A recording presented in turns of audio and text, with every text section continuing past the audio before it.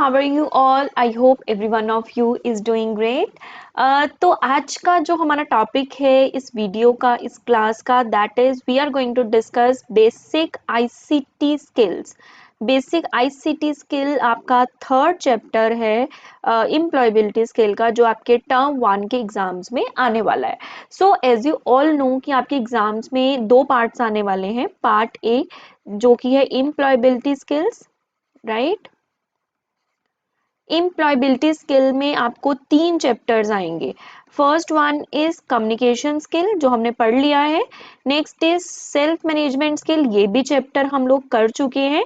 इसकी videos in दोनों के हमने लाइव सेशंस लिए थे यूट्यूब पे, एंड आपको इन लाइव सेशन की रिकॉर्डिंग्स जो हैं मेरे चैनल पे मिल जाएंगी। मैं आपको डिस्क्रिप्शन बॉक्स में भी इन दोनों की जो रिकॉर्डिंग्स हैं वो मेंशन कर दूंगी। तो आपको अगर पहले इस चैप्टर से पहले ये दोनों चैप्टर्स देखने हैं तो आप देख सकते हो। थर्ड, आज हम कंप्लीट कर देंगे पार्ट 8 टर्म 1 का syllabus, that is basic ICT skill. Term 1 में आपको पार्ट ए में से यही 3 चैप्टर्स आने वाले हैं, एंड आज हम थर्ड चैप्टर डिस्कस करेंगे। लाइव इसलिए नहीं लिया क्योंकि इसमें इतना कुछ नहीं था डिस्कस करने के लिए, बहुत ही बेसिक फाइल फोल्डर ये कुछ टॉपिक्स थे जो ऑलमोस्ट सभी को पता है। तो आई थॉट कि इसकी रिकॉर्डिंग कर लेते हैं तो आपका टाइम बच जाएगा, राइट। और टर्म 2 में आपको 3 चैप्टर्स आने वाले हैं। डिजिटल डॉक्यूमेंटेशन, ठीक है। सेकेंड, इलेक्ट्रॉनिक स्प्रेडशीट,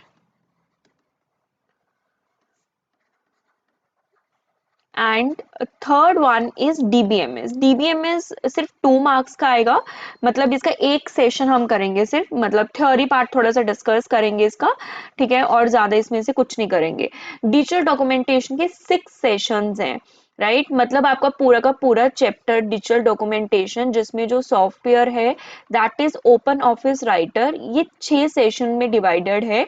तो हम लोग हर दिन एक एक सेशन करेंगे, live session.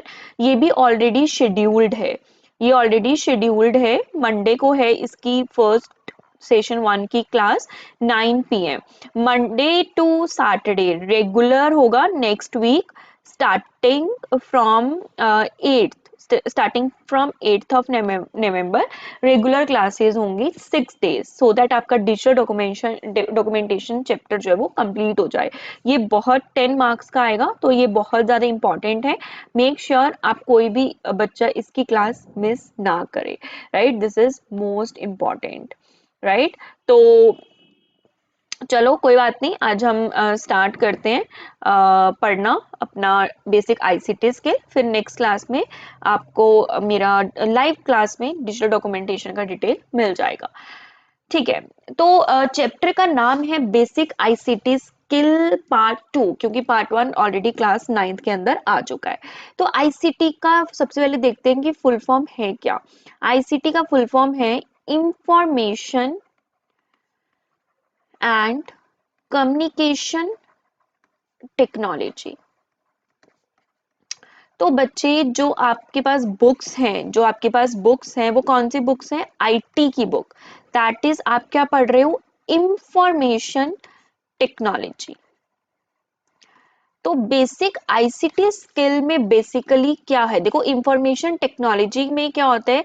Basically knowledge about the software and the hardwares. IT जो है पूरा का पूरा कॉन्स्टिट्यूट करती है सॉफ्टवेयर्स एंड हार्डवेयर्स। देखो आगे जाकर ना आप लोग, कुछ बच्चे सॉफ्टवेयर इंजीनियर बनना चाहेंगे, कुछ बच्चे हार्डवेयर इंजीनियर्स बनना चाहेंगे।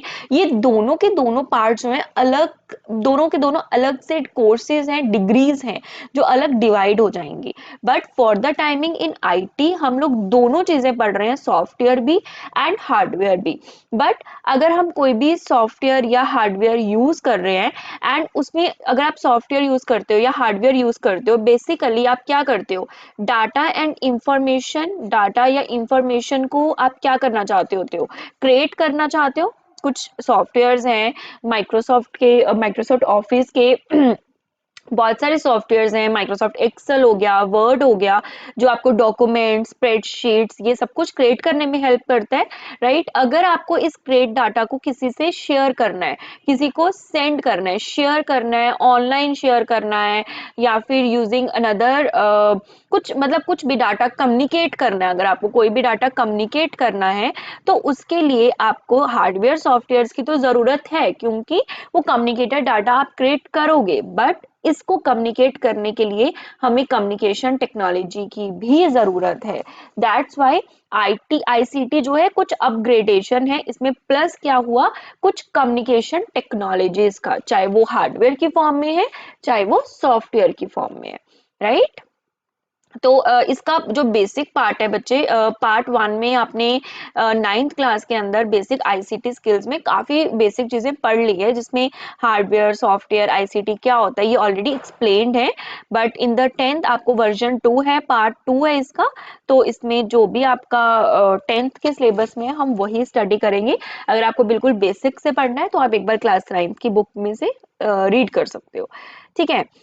तो बेसिक आईसीटी स्किल्स में आपका जो सेशन 1 है वो है ऑपरेटिंग सिस्टम का। तो सबसे पहले मैं आपको ऑपरेटिंग सिस्टम के बारे में थोड़ा सा पढ़ाऊंगी, देन हम लोग नेक्स्ट नेक्स्ट सेशंस के ऊपर, नेक्स्ट नेक्स्ट टॉपिक के ऊपर मूव करते रहेंगे, ओके, ठीक है।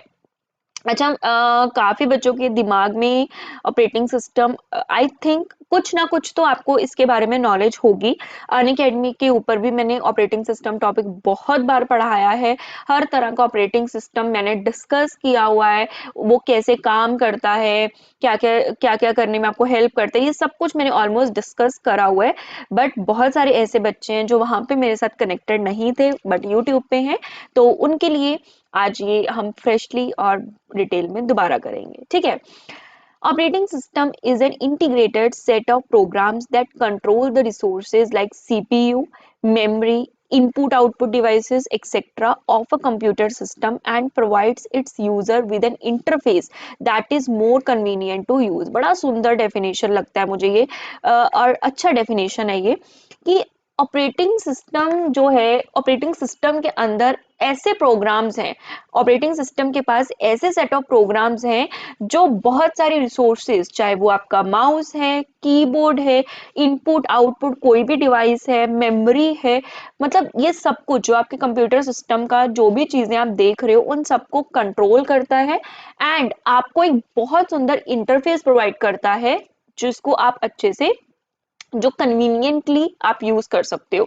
इसको मैं थोड़ा सा डिटेल में अगर मैं आपको बताऊं, कि अगर आप मार्केट गए, ठीक है, आप मार्केट गए, आपने मार्केट में से एक एक लैपटॉप परचेज किया, हमने मार्केट में से एक लैपटॉप जो है वो परचेज किया, ठीक है। ये आपका लैपटॉप है, ये लो, ये आपका लैपटॉप है, ठीक है, ये आपका लैपटॉप का कीबोर्ड, ओके। अच्छा मुझे ये बताओ, यहाँ पे अगर हम पावर, अगर आपके इस ये लैपटॉप फिलहाल जो आपने परचेज किया है, फ्रेशली देख रहे हो, दिस इज हार्डवेयर।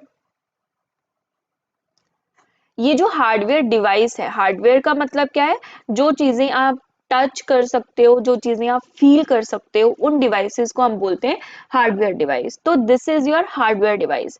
अब इस हार्डवेयर डिवाइस का कोई काम नहीं है जब तक इसके अंदर आपको क्या नहीं मिलती, विंडो नहीं मिलती, राइट। अगर आपको इसके अंदर जब तक आपको विंडोज नहीं मिलेंगी, या विंडो बोल दो, या फिर आपको लिनक्स लाइनेक्स या फिर कुछ भी, कोई भी ऐसा ऑपरेटिंग सिस्टम नहीं मिलता जिसके ऊपर आप वेरियस अदर सॉफ्टवेयर्स या एप्स को रन कर सकते हो, तब तक इस हार्डवेयर का कोई भी काम नहीं है, राइट।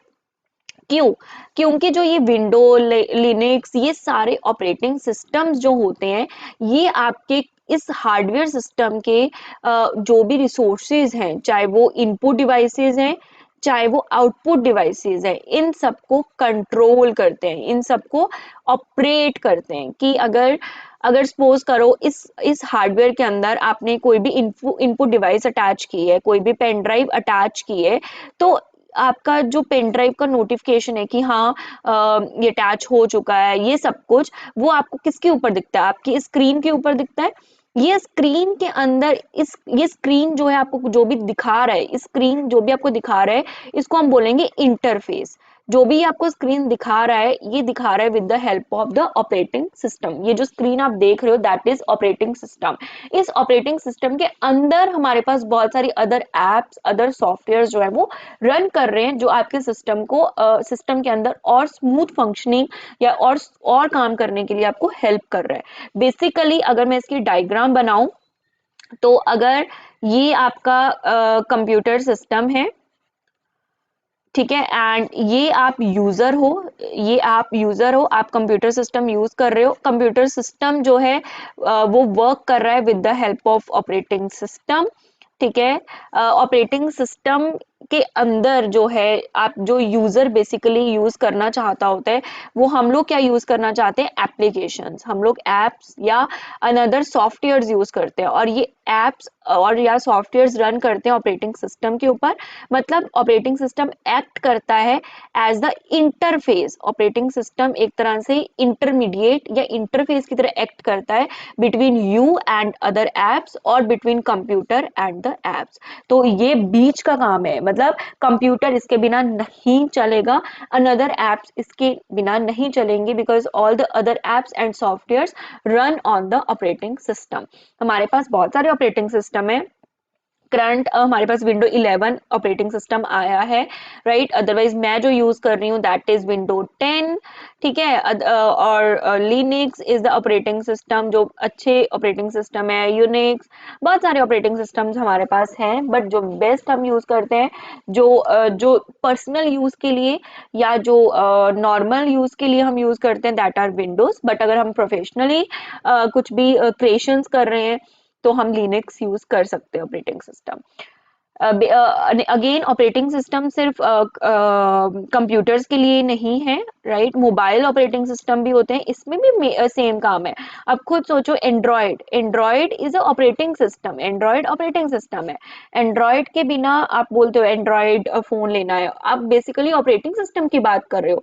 जो आपका हार्डवेयर है वो सैमसंग, एप्पल, अलग अलग कंपनीज का हो सकता है, बट उसके अंदर जो जिसके ऊपर सारी एप्स डाउनलोड इंस्टॉल कर रहे हो आप प्ले स्टोर से, जो रन कर रही हैं जिस ऑपरेटिंग सिस्टम के ऊपर कर रही हैं, वो एंड्रॉयड हो सकता है, आईओएस हो सकता है, राइट। वो डिफरेंट डिफरेंट ऑपरेटिंग सिस्टम हो सकते हैं।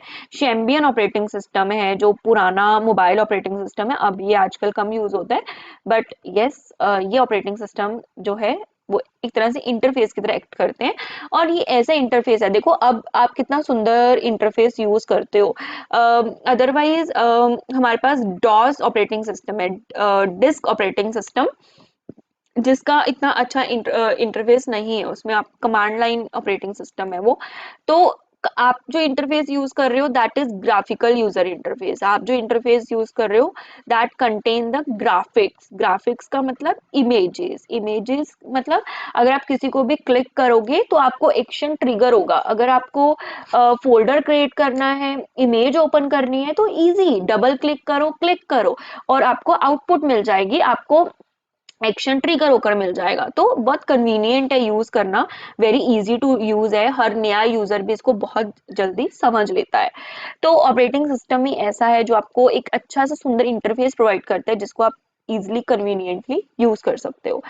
कंपोनेंट्स क्या हैं? The components control by the operating system. Basically आपका ऑपरेटिंग सिस्टम जो है हर चीज कंट्रोल करता है, चाहे वो आपकी एप्स हो, चाहे वो आपका मॉनिटर हो, चाहे एक्स्ट्रा ऑक्सिलरी डिवाइसेस हो, input या output devices, keyboard, mouse, disk drivers, everything is managed by your operating system.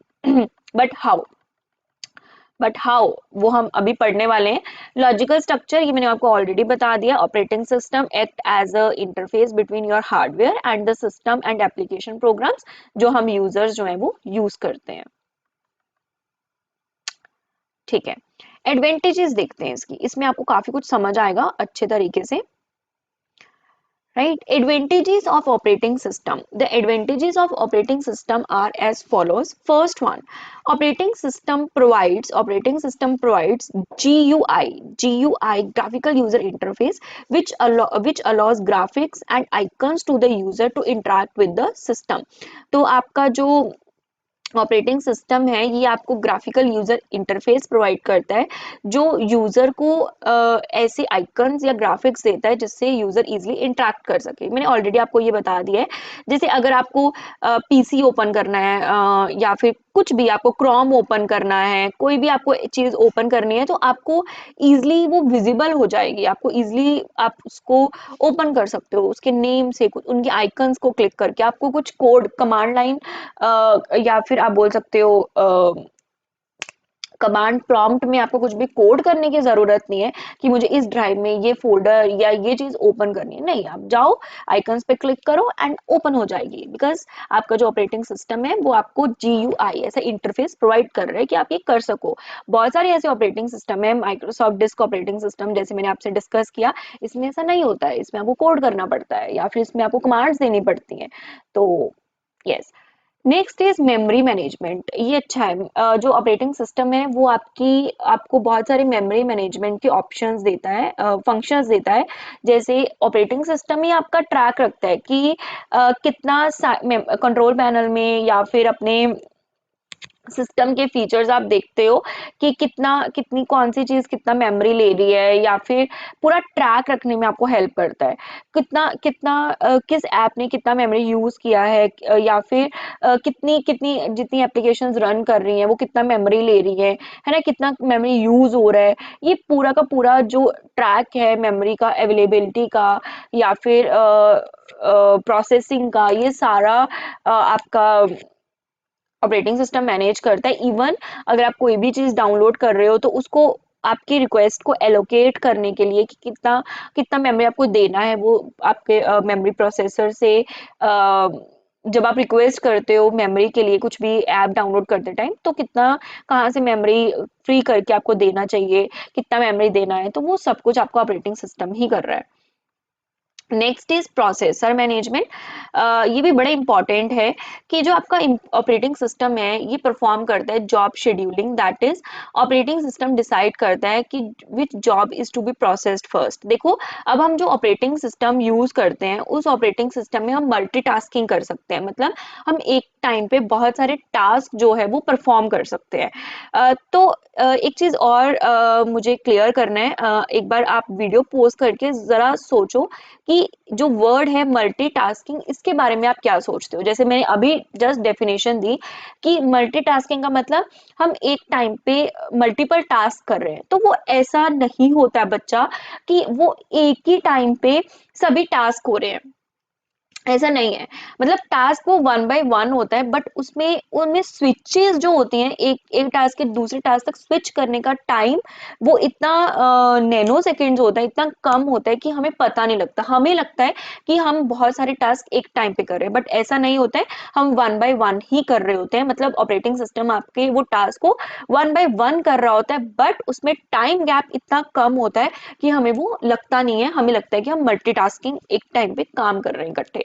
तो कौन सी टास्क जो है, कौन सी टास्क ऑपरेटिंग सिस्टम पहले परफॉर्म करेगा, कौन सी बाद में परफॉर्म करेगा, वो आपका job scheduling process operating system perform करता है। जॉब शेड्यूलिंग को जो डिसाइड करता है कौन सा टास्क कौन सा जॉब पहले होगा। इसके लिए आपका ऑपरेटिंग सिस्टम बहुत सारे मेथड्स यूज करता है, जैसे फर्स्ट कम फर्स्ट सर्व, या फिर राउंड रॉबिन, आपने बहुत बार सुना होगा, है ना। तो काफी सारे मेथड्स ये यूज करते हैं डिसाइड करने के लिए कौन सा काम पहले होगा। ठीक है, वो प्रायोरिटी डिसाइड कर लेता है कि किस टास्क की डिमांड ज्यादा है, या फिर कई बार ये भी होता है कि जो इजी टू प्रोसेस होते हैं, कम मेमोरी होती है, कम टाइम लेने वाले, उनको पहले प्रोसेस कर देते हैं। तो ये सब आपका ऑपरेटिंग सिस्टम ही डिसाइड करते हैं, तभी आपका सिस्टम इतना स्मूथ चलता है, आपको कभी प्रॉब्लम नहीं आती है। Next is device management.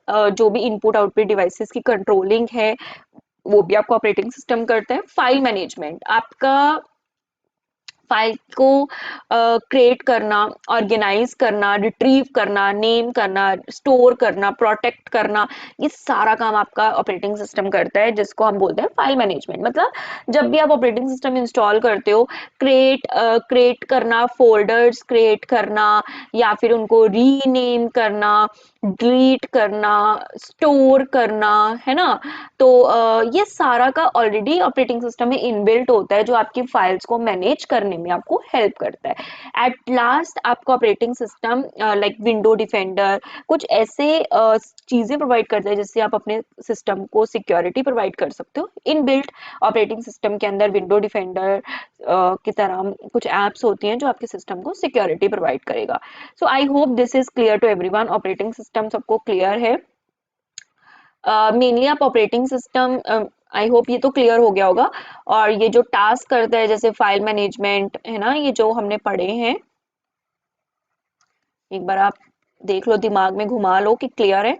Security, processor management, कौन सी प्रोसेस पहले होगी, कौन सी जॉब पहले होगी, इसकी मैनेजमेंट। एंड फर्स्ट वन कौन सा था, file management, security, processor, input output devices management.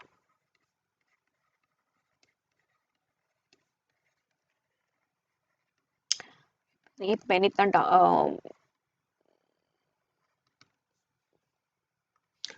Right. Last is first one कौन सा था, मेमोरी मैनेजमेंट, वेरी इंपॉर्टेंट, जो मैंने छोड़ दिया। मेमोरी मैनेजमेंट एंड ऑब्वियसली इसका एक और फंक्शन है that it provides you graphical user interface, right. तो ये आपको क्लियर है, यही इंपॉर्टेंट था जो बेसिकली मैंने टारगेट किया था पढ़ाने के लिए, क्योंकि इसके अलावा मुझे पता है जो चीज़ें, मुझे इतना आपका पता है कि बाकी जो चीज़ें हैं कि डेस्कटॉप क्या होता है, डेस्कटॉप जो स्क्रीन आपको सारा का सब कुछ शो कर रही है, computer, start button, documents, internet explorer, recycling bin, task bar सबसे नीचे वाले टास्क होते हैं जिसके अंदर वो बार जिसके अंदर पूरे के पूरे टास्क आपको दिखते हैं। जैसे अभी करंटली कौन सा वन नोट ओपन किया हुआ है मैंने, तो टास्क बार के अंदर वो रिफ्लेक्ट हो रहा है, दिख रहा है कि हाँ वो मैंने ओपन किया हुआ है। तो ये सारी चीजें आपकी जो टास्क है वो टास्क बार के अंदर होते हैं, सबसे बॉटम वाली बार होती है ये। तो ये आपको पता है। Icons, application app icons, documents icon, shortcut icon, disk driver icons, कुछ आइकन्स के ऊपर ये लगा होता है that is a shortcut icon. तो ये बेसिक चीजें आपके सिलेबस के अंदर जो आई नो आपको पता है।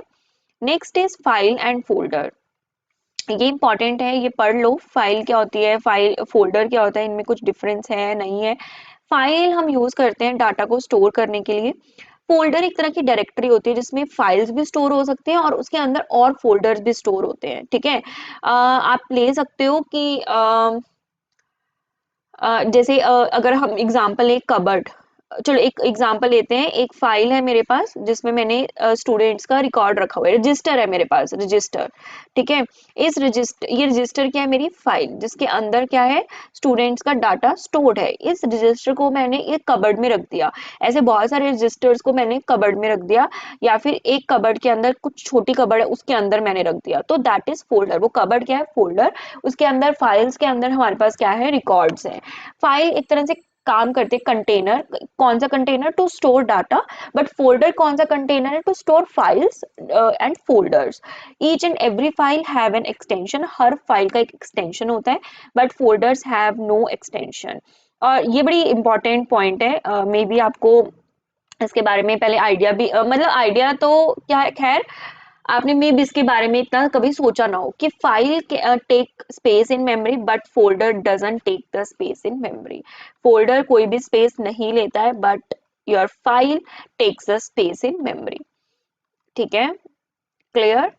लास्ट टेस्ट, ये लास्ट ही है थोड़ा सा बस, इतना मुझे इसका इसीलिए मैंने लाइव नहीं रखा, क्योंकि इतना पढ़ाना नहीं था। अदरवाइज हमने जो पहले वाली क्लासेस हैं, communication skill, self management skill, सभी क्लासेस लाइव ही रखी हुई हैं। तो आगे भी जो डिजिटल डॉक्यूमेंटेशन है उन सबकी क्लासेस लाइव है।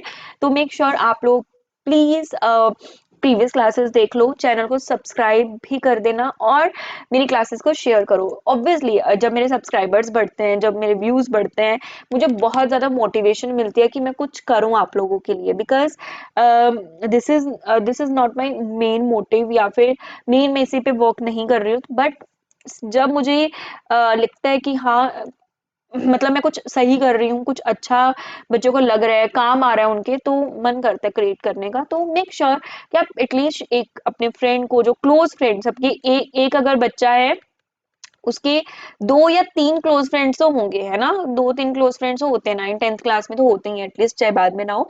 तो एटलीस्ट आप उनके साथ जरूर जरूर जरूर शेयर करो, ठीक है। ओके, ठीक है, आगे चलते हैं। फाइल ऑपरेशंस पढ़ते हैं। फाइल ऑपरेशंस क्या है, आप फोल्डर्स क्रिएट कर सकते हो, रीनेम कर सकते हो, डिलीट कर सकते हो, पेस्ट कर सकते हो, किसी फाइल फोल्डर्स को ओपन कर सकते हो, मूव या कॉपी कर सकते हो। तो ये बेसिक फाइल ऑपरेशंस हैं जो हम सबको मालूम है, आप लोगों को भी मालूम है। You are already in 10th class, आपको पता है फोल्डर्स कैसे क्रिएट करना है, फाइल्स कैसे क्रिएट करनी है, रीनेम फोल्डर्स कैसे करने हैं। आई एम एक्सपेक्टिंग आपको इतना पता होगा। डायरेक्टरी, जैसे मैंने बताया, फोल्डर इज योर डायरेक्टरी जिसमें बहुत सारे फाइल्स होती हैं या अनदर फोल्डर्स होते हैं। आपके फोल्डर्स या फाइल्स को अरेंज करने के लिए हम लोग डायरेक्टरी यूज करते हैं। हायरार्की मैनर में हम लोग इसको अरेंज कर सकते हैं, मतलब folder with in folder, files with in files, तो इस तरीके से हम लोग क्रिएट कर सकते हैं। That is hierarchically stuck manner.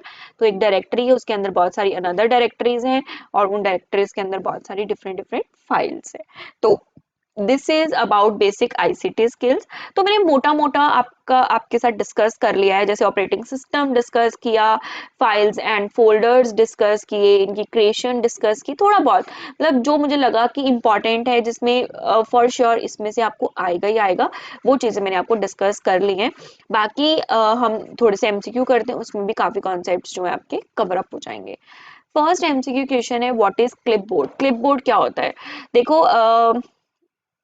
आप कुछ भी कॉपी करते हो, है ना, अगर आप कुछ भी कॉपी करते हो या आप कट करते हो, ठीक है, कट या कॉपी करने के बाद आप क्या करते हो, उस चीज को पेस्ट करते हो।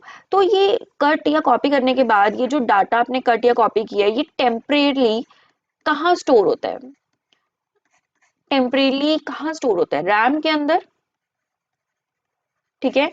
एंड क्लिपबोर्ड आप जो यूज करते हो अपने ऑफिस के अंदर, माइक्रोसॉफ्ट ऑफिस के अंदर, आप क्लिपबोर्ड के बारे में बहुत बार देखते होंगे कि जब भी आप कोई भी चीज कट या कॉपी करते हो तो वो चीजें टेम्परेली कहीं पे स्टोर हो जाती हैं, उसको हम क्लिपबोर्ड बोलते हैं। एंड उसमें वो मेमोरी रैम मेमोरी होती है, a temporary storage location for the items that have been cut और कॉपी। तो क्लिपबोर्ड क्या है? वो टेम्परेरी स्टोर्ड लोकेशन है जो जहाँ पे आइटम्स जो हैं कट या कॉपी करके हम लोग स्टोर कर सकते हैं। Next is on the task bar, जो सबसे लास्ट बार होता है, जहाँ पे bar the time is shown in the, तो आपका जो बिल्कुल लोएस्ट बार होता है आपके डेस्कटॉप के अंदर, जहाँ पे लेफ्ट हैंड साइड पे आपको विंडो बटन मिलता है इस तरीके का, एंड उसके बाद यहाँ पे होता है type here to search, this is your task बार।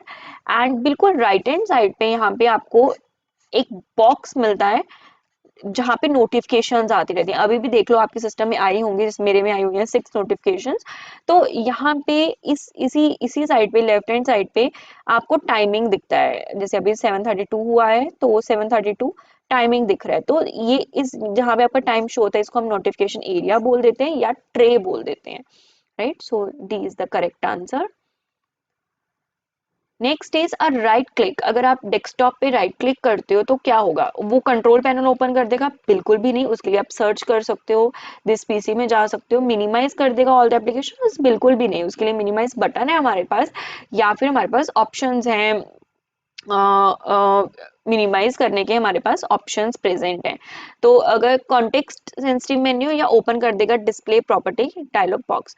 अगर कोई भी आपके पास, अगर आप डेस्कटॉप पे क्लिक करते हो तो या तो आप बोल सकते हो वो आपको डिस्प्ले की प्रॉपर्टीज का डायलॉग बॉक्स शो कर देगा। जैसे अगर मैं आपको शो भी करूं, यहाँ राइट क्लिक करें और यहाँ पे जो भी डिस्प्ले की प्रॉपर्टीज हैं कि व्यू करना, सॉर्ट करना, रिफ्रेश करना, न्यू फोल्डर क्रिएट करना, ये डेस्कटॉप के ऊपर है ना, डिस्प्ले की सेटिंग्स करना, पर्सनलाइज करना। तो basically indirectly what it is doing, it will show you all the display property dialog box, ठीक है। तो A is a correct answer. Next, which of the following is not a function of an operating system, इनमें से कौन सा option function जो है operating system का नहीं है? रिसोर्स मैनेजमेंट वो करता है, जो भी रिसोर्सेज होते हैं, फाइल मैनेजमेंट करता है, मेमोरी मैनेजमेंट करता है, मैंने पढ़ाया आपको, बट वो डाटाबेस मैनेजमेंट नहीं करता। For the management of data we have some software जो हमें डाटाबेस मैनेजमेंट में हेल्प करते हैं। What is window 10? विंडो 10 क्या है? Very easy, it is an operating system. Next, what is the function of the right click on the computer mouse? अगर आप right click करते हो तो अभी भी हमने राइट क्लिक किया तो उसने कुछ सेलेक्ट किया नहीं, उसने स्क्रॉल किया नहीं, उसने कुछ एक्टिवेट किया नहीं, उसने एक मेन्यू दे दिया आपको ऑप्शंस का, जिसको आप यूज कर सकते हो कुछ भी ओपन करने के लिए। तो ये हमने थोड़े बहुत एमसीक्यू किए। आई होप आप एक बार आईसीटी स्किल के लिए गूगल भी कर सकते हो, नेट से भी निकाल सकते हो, अदरवाइज आपके पास बुक्स होंगी, 10 ईयर पेपर्स होंगे या वट एवर, आपके पास कुछ ऐसे बुक्स होंगी, पीडीएफ्स होंगी जिसमें आपको काफ़ी वेरियस क्वेश्चंस मिल जाएंगे इस टॉपिक के ऊपर। मेक श्योर आप उनको एक बार देख लो, उनको अटेम्प्ट करो। कुछ भी किसी भी क्वेश्चन में अगर आपको डाउट आता है, आप लोग कमेंट सेक्शन में मुझे पूछ सकते हो, कमेंट सेक्शन में पूछ सकते हो। अगर ज़्यादा डाउट्स हैं रिलेटेड टू एम्प्लॉयबिलिटी स्किल, क्योंकि आपका एम्प्लॉयबिलिटी स्किल कंप्लीट हो गया है, communication skill, self management skill, अगर फिर भी आपको बहुत सारे डाउट्स आते हैं जो कि नहीं आने चाहिए क्लासेस के बाद, तो आप लोग मुझे कमेंट सेक्शन में बोल सकते हो कि लाइव क्लास हम लोग रख सकते हैं ऑन डाउट्स। ठीक है, लाइव क्लास ऑन डाउट्स हम लोग रख सकते हैं, but that is on employability skill only, क्योंकि अभी सब्जेक्ट स्किल्स हम मंडे से स्टार्ट करेंगे, तो आप उसकी डाउट क्लास मेरे से ले सकते हो, तो वो हम रख सकते हैं। अदरवाइज कमेंट सेक्शन में छोटे बहुत डाउट है, कमेंट सेक्शन में पूछ सकते हो।